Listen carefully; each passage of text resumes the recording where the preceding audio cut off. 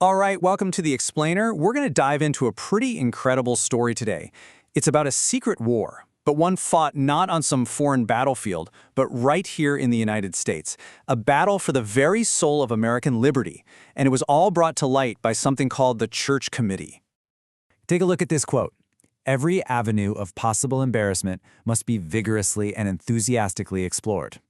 Now, you might think this is about targeting a foreign spy or a terrorist group, right? Nope. This was an official FBI directive aimed squarely at American citizens, just for having different political views. It's a shocking look inside a mindset where power had clearly gone off the rails. So that begs the question, right? How on earth does America's top law enforcement agency, the one sworn to uphold the law, end up declaring war on its own people? To figure that out, we've got to pull back the curtain on a part of American history that was very deliberately kept under wraps for a long, long time. Okay, let's start with just how big these secret operations were. And I mean, the scale of it is pretty hard to wrap your head around, even now. So, for decades, we're talking from after World War II all the way into the 70s, agencies you know well, the FBI, the CIA, the NSA, were basically running a covert war against Americans. And let's be clear, this was not about stopping criminals. It was all about controlling what people thought, shutting down protests, and, neutralizing anyone they decided was a threat to the way things were. And this wasn't just some fringe operation. It went all the way to the top. I mean, they targeted one of the most revered people in American history, Dr. Martin Luther King Jr.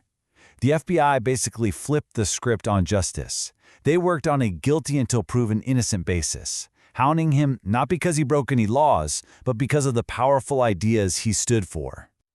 So the big question is, how did they pull all this off?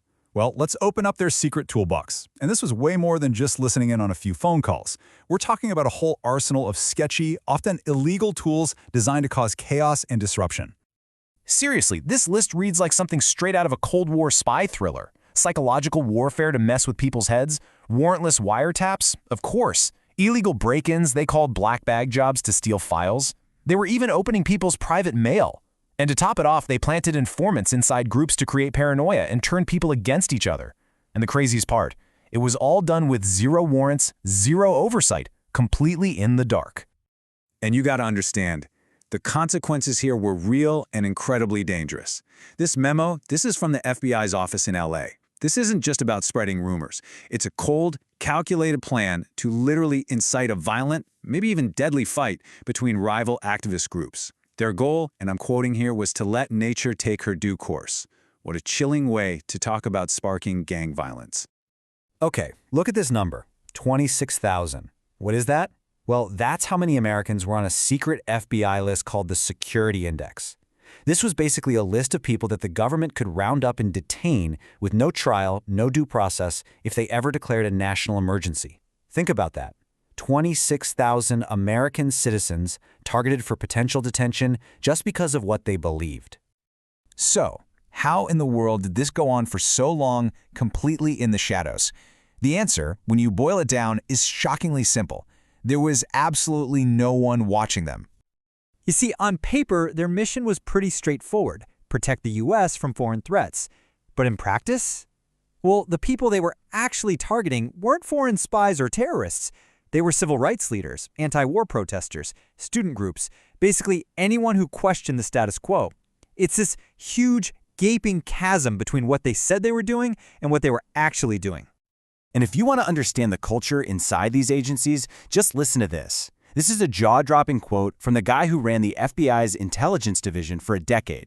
He testified under oath that in all their planning, no one, not him, not anybody, ever asked, hey, is this legal? Is this ethical? It just never came up. The mission was all that mattered, and the law was just something that got in the way. But, secrets this big, they have a way of coming out. They can't stay buried forever. Eventually you had leaks, some really gutsy investigative journalism, and slowly but surely the whole thing started to unravel. It forced the country to have a real reckoning with what had been done in the name of national security. So, in 1975, the Senate decided to act. They put together a special committee, led by a senator from Idaho named Frank Church, and their job was huge: conduct the first-ever deep-dive investigation into America's intelligence agencies. The goal? To find out once and for all if they were breaking the law and targeting their own citizens. For more than a year, the Church Committee was headline news. They held public hearings, dug through mountains of classified documents, and they heard testimony from everyone: spies, FBI agents, and the people who were targeted. And when their final report came out, wow, it was an absolute bombshell. It laid out, in excruciating detail, decades of systemic abuse and a total failure of anyone to keep these agencies in check. And the committee's conclusion? It was crystal clear. They said that these secret programs weren't just hurting individual people. They were actually eating away at the very foundations of American democracy. I mean, think about it. When a government spies on its own citizens and actively tries to shut down dissent, it just shatters the trust and freedom that the whole system is supposed to be built on. So, what happened after all this came out? Well, the Church Committee's work was a real turning point. It led to some major reforms, but maybe more importantly, it kicked off this huge national debate that, let's be honest, we are still having right now. It's that classic essential tension, security versus liberty. The impact was pretty immediate. Congress actually passed new laws to put guardrails on government spying, and for the first time ever, they created permanent oversight committees in both the House and the Senate to keep an eye on the intelligence community. But as you can see, the fundamental problem, that balancing act between surveillance and privacy, is just as real and challenging today as it was back then. And that really brings us to the big takeaway, the core question that the Church Committee left us with. Today, we live in a world with all kinds of new threats, and with surveillance technology that the folks in 1975 couldn't have even dreamed of. So how do we find that balance between being safe and being free? That struggle, that's the real legacy of the secret war. And it's a question that every single generation, including ours, has to answer for itself.